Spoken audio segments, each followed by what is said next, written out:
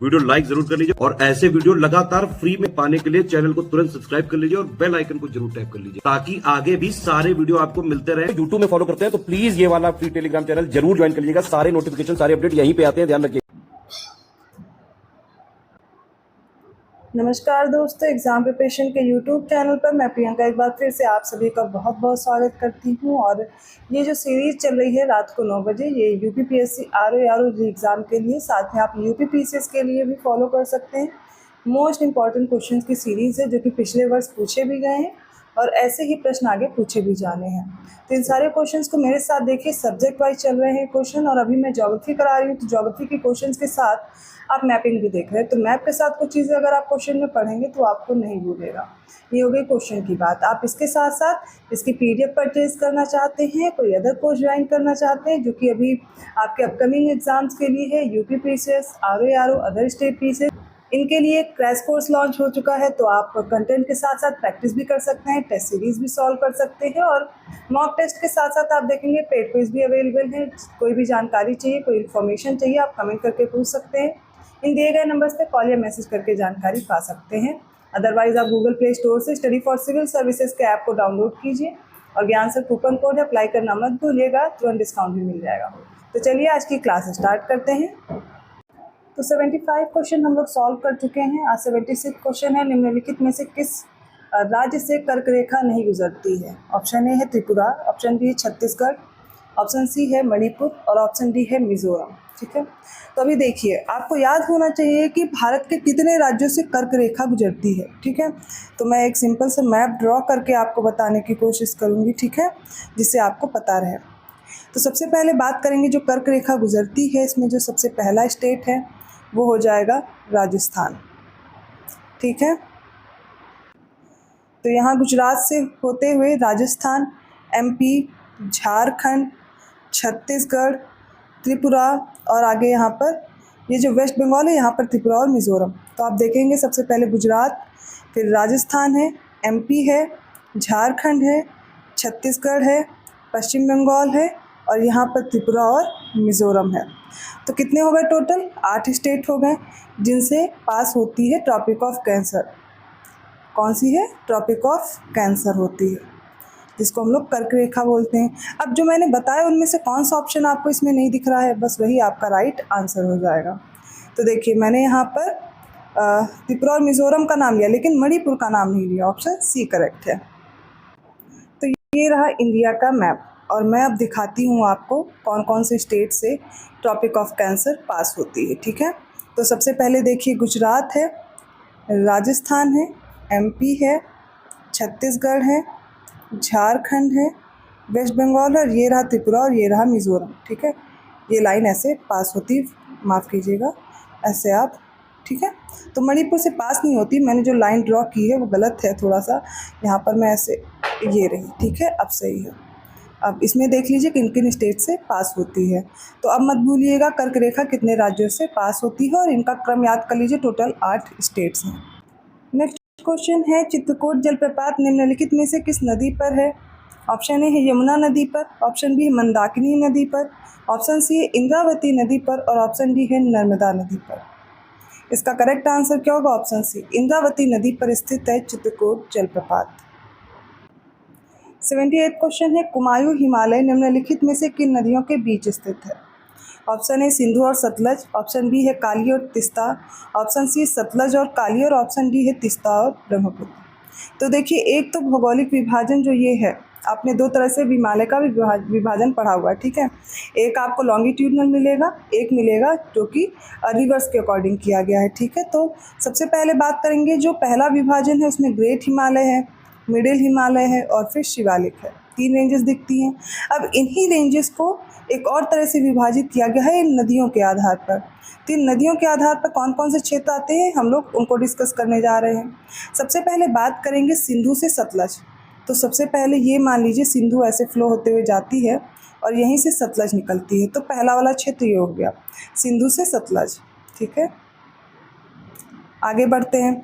सतलज के बाद अगली नदी आ जाती है काली।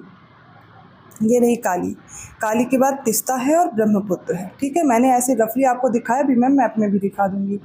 अब इनके बीच के हिमालय को किन किन नामों से जानते हैं वो समझ लीजिए।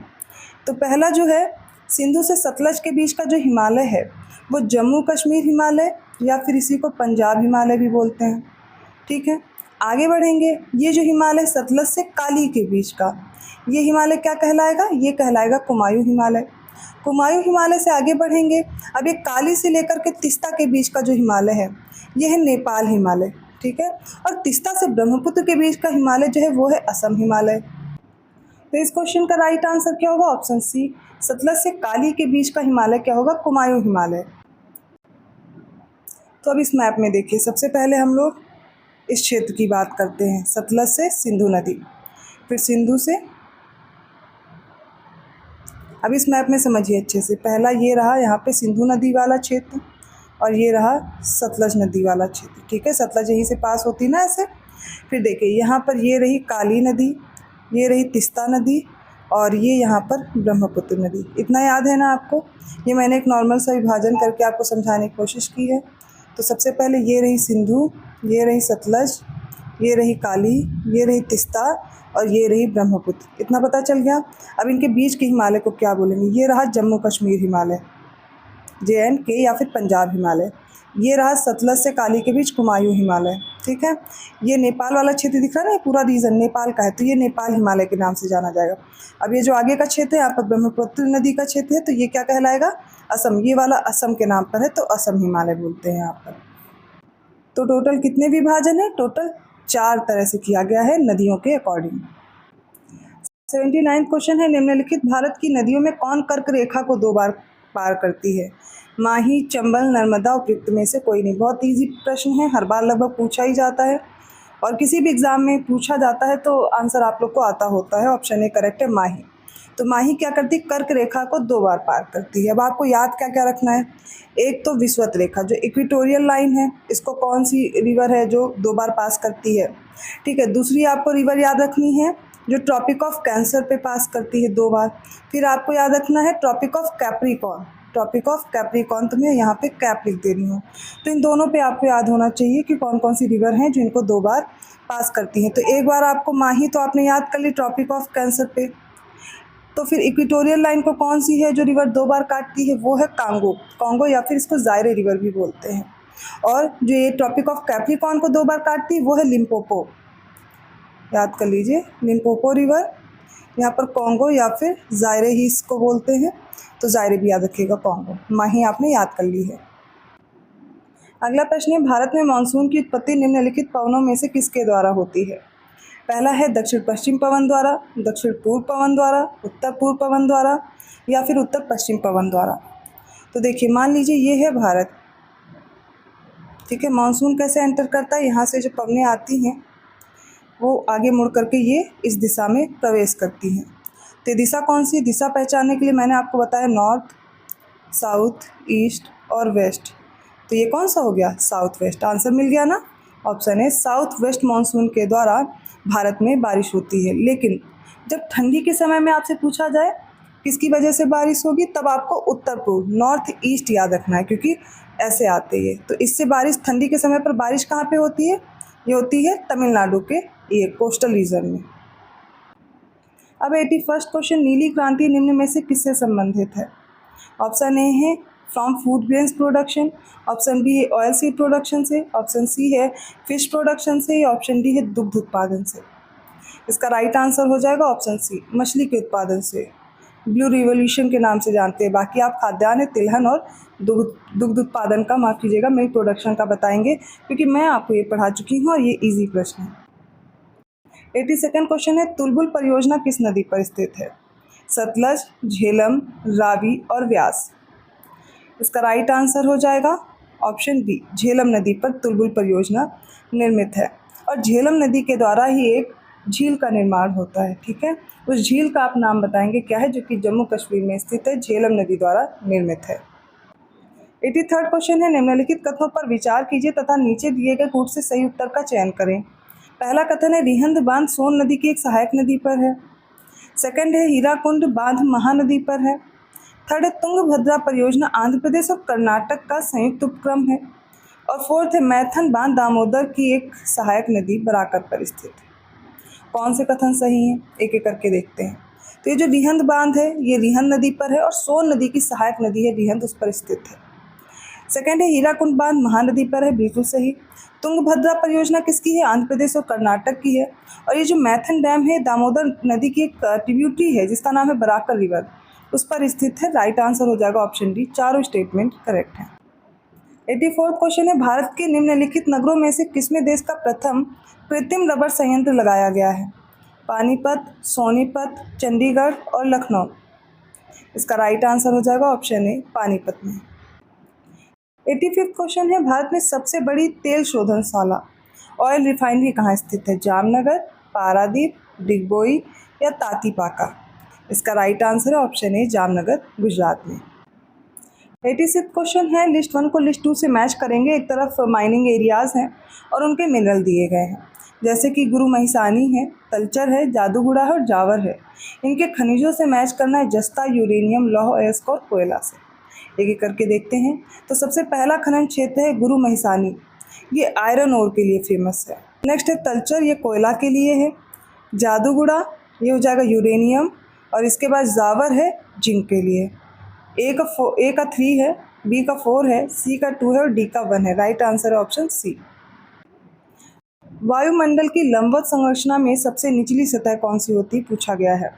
तो एटमॉस्फेरिक लेयर्स के बारे में पूछा जा रहा है। Option A stratosphere, option B mesosphere, option C troposphere और ऑप्शन डी थर्मोस्फियर। इसका राइट आंसर क्या होगा, ऑप्शन सी, ट्रोपोस्फियर। ट्रोपोस्फियर को ही क्षोभ मंडल बोलते हैं और ये सबसे निचली परत होती है वायुमंडल की, जिसमें मौसम से संबंधित जितनी भी घटनाएं हैं वो यहीं पर घटित होती हैं। इसके ऊपर होती है स्ट्रेटोस्फियर। स्ट्रेटोस्फियर में ही ओजोन लेयर प्रेजेंट होती है। ठीक है, ऑप्शन सी करेक्ट है। 88 क्वेश्चन है निम्नलिखित में से कौन सा सही सुमेलित नहीं तरफ देश हैं और उनके आयरन और प्रोडक्शन एरियाज हैं। कजाकिस्तान का कारागंडा दिया गया है, सही है। यूक्रेन का क्रिवाय राग दिया गया है, सही है। जर्मनी का नॉर्मंडी, ये गलत है। ये फ्रांस का है। जर्मनी का रूर है। रूर क्षेत्र जो है वो लौह उत्पादन के लिए, लौह अयस्क उत्पादन के लिए प्रसिद्ध है। फ्रांस का पैरिनीज है। राइट आंसर क्या होगा, ऑप्शन सी, गलत पूछा गया था। 89वां क्वेश्चन है निम्नलिखित में से कौन सा एक सही सुमेलित है।